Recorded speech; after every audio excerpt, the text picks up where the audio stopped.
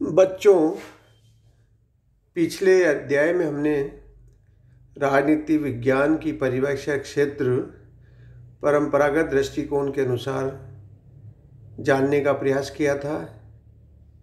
आज हम राजनीति विज्ञान के आधुनिक उपागम के अनुसार क्या परिभाषाएं हैं, क्या क्षेत्र है, उसकी क्या प्रकृति है, उसको जानने का प्रयास करेंगे। परंपरागत दृष्टिकोण को मानने वाले विद्वान राजनीति विज्ञान को, जैसा कि प्रोफेसर गार्डनर ने कहा था कि राजनीति विज्ञान का प्रारंभ और अंत राज्य के साथ ही होता है।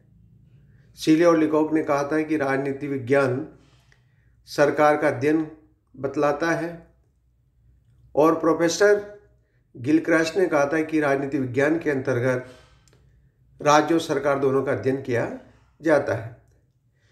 यानी कि ये जो परंपरागत दृष्टिकोण को मानने वाले विद्वान हैं वो आदर्शात्मक, दार्शनिक, काल्पनिक और संस्थागत अध्ययन पर बहुत अधिक जोर देते हैं। उसमें मानवीय व्यवहार का कहीं भी अध्ययन नहीं किया जाता है। जब किसी भी समाज विज्ञान में मानवीय व्यवहार को अध्ययन का आधार नहीं बनाया जाएगा तो उस विज्ञान का उपयोग या यूँ कहें उसकी सार्थकता कम प्रतीत होती है। तो आधुनिक दृष्टिकोण सेकंड वर्ल्ड वॉर के बाद शिकागो विश्वविद्यालय, अमेरिका के राजनीति शास्त्रियों ने ये अनुभव किया है कि हमारा जो विषय राजनीति विज्ञान वो समीचीन व्यवस्थाओं का या समस्याओं का समाधान करने में सफल नहीं हो रहा है। तो अमेरिका में जैसे चार्ल्स मेरियम था, उसके नेतृत्व में राजनीति शास्त्रियों के एक समूह ने राजनीति शास्त्र को समाजशास्त्र, मनोविज्ञान, दर्शन, सांख्यिकी, अर्थशास्त्र एवं मानवशास्त्र जैसे समाज विज्ञानों के निकट लाने का हर संभव प्रयास किया। इससे राजनीति विज्ञान में तार्किक अनुभववाद, तथ्यात्मकता, व्यवहारवाद तथा समाजशास्त्रीय पद्धतियों का प्रयोग किया जा सके। जैसे परंपरागत राजनीति विज्ञान की परिभाषाओं में राजनीति विज्ञान को राज्य और सरकार का अध्ययन बतलाया गया है, लेकिन राजनीति विज्ञान के आधुनिक विद्वान इन्हें अपर्याप्त समझते हैं।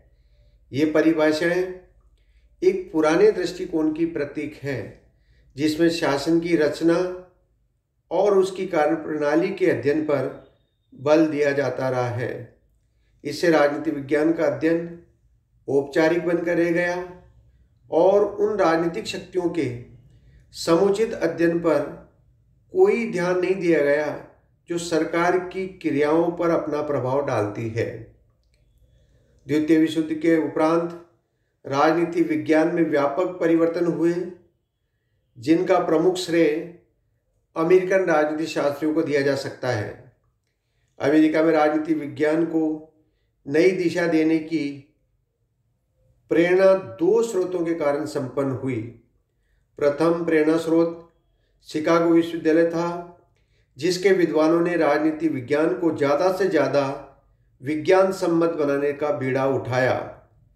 इस विश्वविद्यालय में नूतन राजनीति विज्ञान का नेतृत्व किया और राजनीति विज्ञान को अनुभववादी वैज्ञानिक दृष्टिकोण के ओर अग्रसर किया। इसके अलावा 1908 में इंग्लैंड में दो पुस्तकें प्रकाशित हुई, जिसमें पहली थी ग्राहम वेलिस की ह्यूमन नेचर इन पॉलिटिक्स, मानव प्रकृति और राजनीति, और दूसरी थी आर्थर बेंटली की द प्रोसेस ऑफ गवर्नमेंट, शासन की प्रक्रिया। इन किताबों में भी राजनीति विज्ञान को व्यवहारवादी दृष्टिकोण की ओर अग्रसर किया, या यूँ कहें कि व्यवहारवादी दृष्टिकोण की और अधिक अनुभवमूलक बनाने का प्रयास किया। ग्राहम वेलिस ने कहा है कि जब राजनीति विज्ञान में मानव व्यवहार के अध्ययन नहीं किया जाएगा तो राजनीति विज्ञान अधिक वैज्ञानिक नहीं हो सकता है। प्रोफेसर बेंटली ने कहा था, समूह के व्यवहार के अध्ययन पर अधिक जोर देने की जरूरत है ताकि हम अधिक वैज्ञानिक निष्कर्ष निकाल सकते हैं। राजनीति के अध्ययन में इस नए अनुभवमूलक मोड़ इम्पेरिकल ओरिएंटेशन से अंततः अनेक राजनीतिक संकल्पनाओं के विवेचन का रास्ता खुल गया, जैसे शक्ति, सत्ता और राजनीतिक विशिष्ट वर्गों के विवेचन का।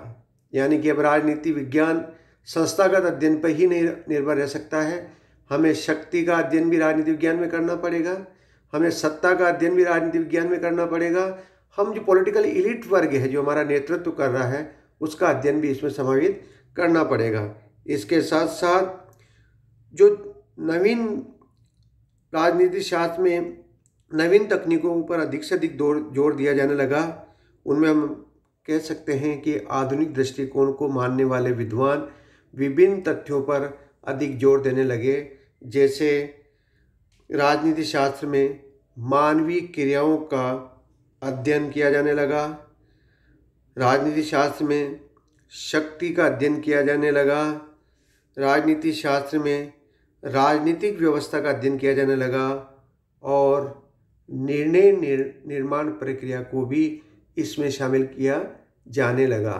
यानी कि हम कह सकते हैं कि राजनीति विज्ञान का जो आधुनिक दृष्टिकोण है उसमें नवीन प्रवृत्तियों, नवीन अध्ययन पद्धतियों, व्यवहारवादी अध्ययन पद्धतियों, अनुमूलक अध्ययन पद्धतियों आदि पर बहुत अधिक जोर दिया जाने लगा, ताकि राजनीति विज्ञान अधिक समय अनुकूल बन सके और हमें जो प्राचीन या परंपरावादी दृष्टिकोण के अनुसार राजनीति विज्ञान एयर कंडीशन रूम में बैठकर पढ़ा जाने लगा था, उससे आधुनिक दृष्टिकोण वाले बाहर निकल कर आए और राजनीति विज्ञान को एक नया स्वरूप देने का प्रयास किया है। तो हम इस बात पर जोर दे सकते हैं कि आधुनिक उपागम की जो मुख्य प्रवृत्तियां थी जिनको हम संक्षिप्त में जानने का आज प्रयास करेंगे, उसमें यह थी कि अध्ययन की मुक्तता। जो पहला पॉइंट हमारा है, अध्ययन बिल्कुल फ्री रहेगा। अब परंपरागत सीमाएं छोड़कर राजनीति शास्त्री तथ्य, घटनाओं, धर्म, समाज, अर्थ, परिवार, राष्ट्र और विश्व आदि को अध्ययन का विषय बना सकते हैं, इसमें अपना दृष्टिकोण रख सकते हैं, इसमें अपना निष्कर्ष निकाल सकते हैं। इसके साथ ही इन निष्कर्ष को निकालने के लिए वैज्ञानिक अध्ययन पद्धति पर जोर दिया जाने लगा। नई नई अध्ययन पद्धतियाँ आने लगी, पर्यवेक्षणात्मक, परीक्षणात्मक, तुलनात्मक, अनुभवमूलक, इन सब अध्ययन पद्धतियों के आधार पर राजनीति विज्ञान को और अधिक समीचीन बनाने का प्रयास किया। तीसरा जो पॉइंट है, मूल्य विहीन। हम अध्ययन जो कर रहे हैं वो किसी मूल्य पर आधारित ना होकर एक फ्रीनेस के आधार पर हम अध्ययन करेंगे। यानी कि राजनीतिक विश्लेषण में अब मानवीय मूल्यों जैसे नैतिकता, स्वतंत्रता, भ्रातृत्व आदि का स्थान नहीं था। हमें एक वैज्ञानिक दृष्टिकोण को ध्यान में रखकर इसका अध्ययन किया जाना जरूरी समझा। इसके साथ ही यथार्थवादी अध्ययन पर जोर दिया गया, जहाँ परंपरावादी, आदर्शवाद, दार्शनिक, काल्पनिक, संस्थागत अध्ययन पर जोर दे रहे थे, वहीं आधुनिक दृष्टिकोण के मानने वाले विद्वानों ने यथार्थवादी यानी कि क्या है पर अधिक जोर दिया जाने लगा। क्या होना चाहिए उसको नज़रअंदाज करने लगे। इस दृष्टि से हम कह सकते हैं कि आधुनिक दृष्टिकोण बहुत ही उपयोगी माना जा सकता है।